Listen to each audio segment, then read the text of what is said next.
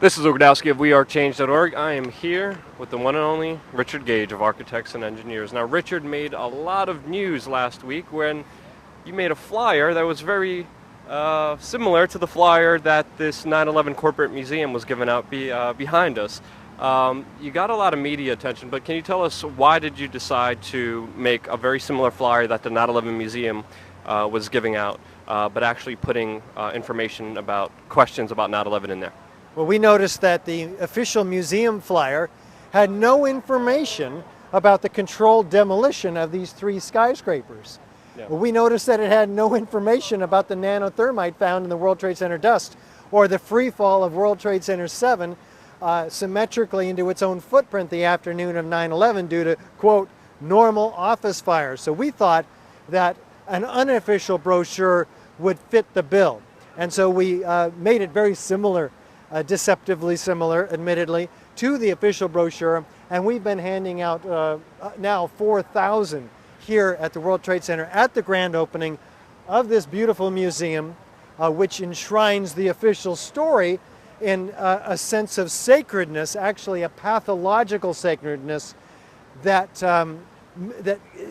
keeps people from even being willing or able to ask these very serious questions anymore. So we're very concerned. Now, a lot of people, who are critical, and especially in the mainstream media, say that you're a conspiracy theorist, that you're just making things up. Can you tell us a little bit about your background and why it's not a conspiracy theory to you? Well, I've never been an activist before, and we're just talking about scientific forensic evidence, eyewitness testimony, video evidence.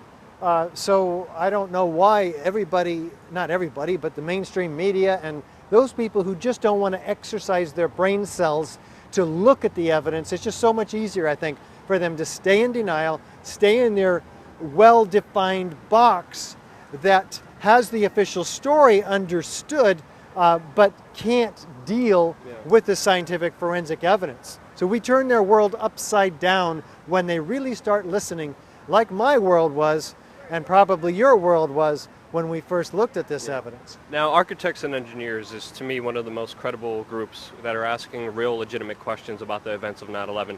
Tell us a little bit more about Architects and Engineers. Well, we now have 2,100 architects and engineers demanding a real investigation of the destruction of all 3 of these World Trade Center skyscrapers. These are technical and building professionals. They don't have conspiracy theories. I don't have conspiracy theories. What we do have is a host of evidence. I mean, we're talking about high-rise architects, structural engineers, metallurgists, chemists, physicists, controlled demolitions experts, all gathered onto one place, the video, the DVD, 9/11 Explosive Evidence Experts Speak Out, where all this evidence is laid out and people just can't refute it. It's really irrefutable. Yeah. Now, you not only bring together architects and engineers in this field, but also survivors, family members, rescue workers, a lot of people who were affected, like Janet McKinley, rest in peace, who was, living down here, was able to give you some of the dust samples, and you guys were able to test it and find out all sorts of things that open up so many doors and so many questions that still have yet to be answered. But it still seems like this issue is just mocked. Recently on CNN, Jake Tapper came out and said anybody questioning this, supposedly protesting, he called it protesting. Meanwhile, what you're doing down here is just giving out information and talking to people in a polite, tone. He said that anybody questioning the official events is crazy, is delusional, and is not in their right mind. What response do you have to Jake Tapper? That is the problem. We can't ask questions anymore. Ben Franklin said it's our patriotic duty to ask questions, and it's the duty of the government and the media to ask questions and to provide answers. We're asking real questions, but instead of looking at the questions we're asking, instead of looking at the evidence that we're offering, that we have questions about, we're being labeled conspiracy theorists. Oh my God, and it gets worse. Anti-Semitic, where does that come from? Yeah. We're not even talking about who may have been responsible or what happened. We're talking about what happened, not who may have been responsible.